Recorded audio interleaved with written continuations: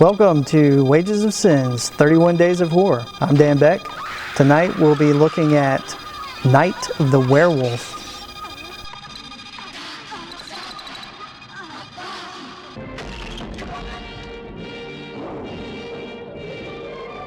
So interestingly enough, I've found the medallion from this movie. Took some doing, but I tracked one down. Actually, I made it. I'll be having a tutorial sort of build process on how I made that, so watch along. So, Night of the Werewolf, also known as El Retorno del Hombre Lobo. It's a movie directed by Paul Naschy. Made in '81, not released until 1985 for a United States theatrical release, and it was released under the name The Craving. So let's see what the back of this DVD has to say. Filmed at the real castles of Spain, The Night of the Werewolf is one of Naschy's most impressive films. A sumptuous Gothic feast that pits Naschy's werewolf Waldemar Daninsky against the Blood Countess herself, Elizabeth Bathory. Filled with werewolf transformations, seductive vampire women, blood stakes, and piercing silver daggers, the film has garnered praise from its fantastical inventiveness and use of the macabre imagery. It remains one of the crowning glories of international horror cinema. It is very impressive. There's a lot of great stuff in this movie. Paul Naschy, the writer and director, he's done, I think, about 10 or so movies using Waldemar Daninsky as the character in it. And this he actually had a budget for, so it's the one that he loves the most. He thinks he did a good job on this one, and he did. There's a lot of really good looking effects in this, from blood effects and the transformation. The werewolf transformation, by today's standards, may be a little hokey because it's kind of in camera, kind of fades so that he transforms, but I mean, it's a solid effort, and if you like that kind of stuff, you're gonna love this movie. So, Night of the Werewolf starts off with Waldemar Daninsky and Elizabeth Bathory. They're up in front of a court with some followers of Bathory's, and she's being tried for vampirism and various witchcraft stuff. And Waldemar Daninsky, he is a werewolf, so they're putting him to death because he was kind of in cohorts with her. And they put an iron mask over his face so he can't bite anybody. Then they stab him with a dagger, silver dagger, and that kind of holds him in suspended animation. Then Elizabeth Bathory is sentenced to being buried alive. Flash forward a couple of centuries. There's a few grave robbers looking to make a buck, and they dig up Daninsky, of course. They pull out the dagger, comes back to life, starts the chain of events for the werewolf. There's a student that has the medallion. Her professor has the medallion, but she procures the medallion. She's going to resurrect Elizabeth Bathory. She's been doing a little bit of witchcraft, seance stuff, and she's been communicating with her in the afterlife. And she gets a group of her friends to go, and little do they know that they're going to be sacrificed to her to bring her back to life. So once all of this happens, Daninsky, Elizabeth Bathory, they have to fight it out.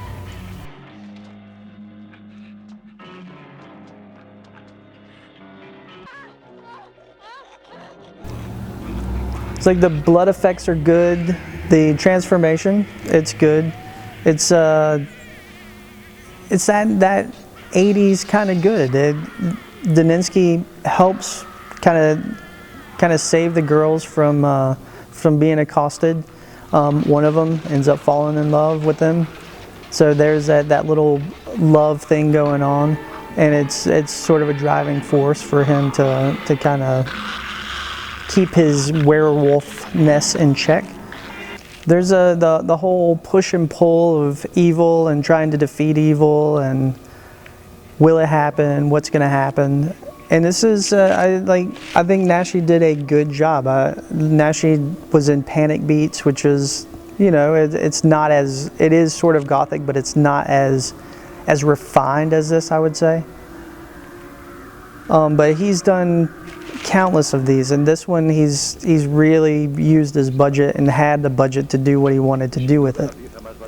And it's fun to watch. It's got a lot of gothic atmosphere. I think when it came out in the 80s, like, all the gothic trends were kind of, you know, on the wane. So I don't think it had the impact that it would have if it would have been at the height of when all those movies were being pushed out and people were clamoring for them. But that being said, it's getting a Blu-ray release. It was on DVD. I think the home video market has brought it back, and there's a big market for these kind of movies now because people are rediscovering them. And I would say give it a watch, because this is one of the better movies of the time, and it's pretty solid. So if I had to rate this, I could go with the easy Medallion, but I'm gonna give it 3.5 iron masks. So there we go. That is Night of the Werewolf by Paul Naschy. Don't forget to like and subscribe to the YouTube channel. Check us out on Facebook, and check back tomorrow for another review by one of the Wages of Cine guys.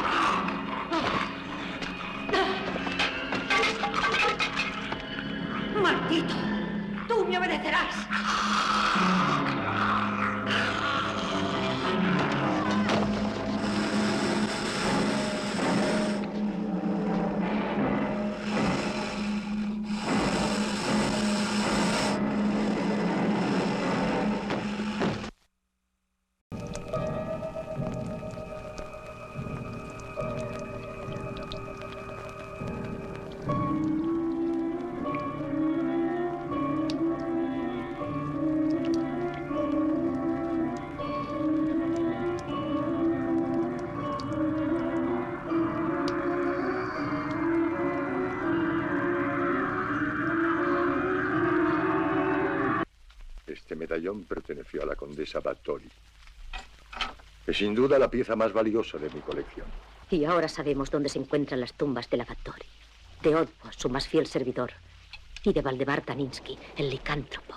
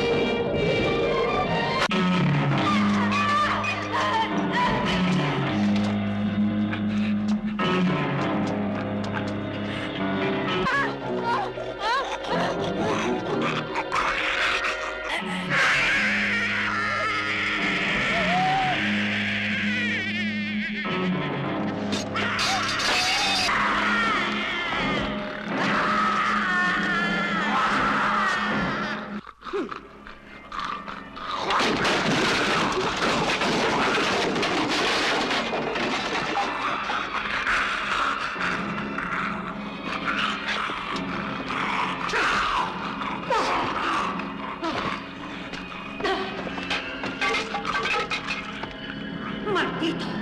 ¡Tú me obedecerás!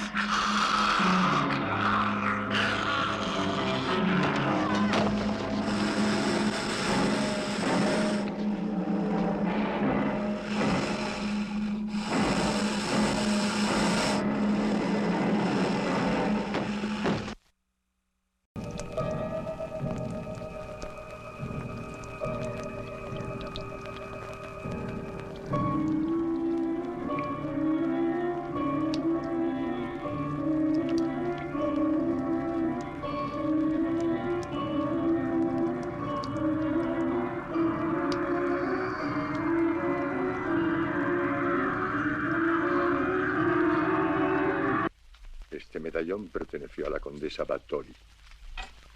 Es sin duda la pieza más valiosa de mi colección. Y ahora sabemos dónde se encuentran las tumbas de la Bathory. De Odbo, su más fiel servidor. Y de Valdemar Taninsky, el licántropo.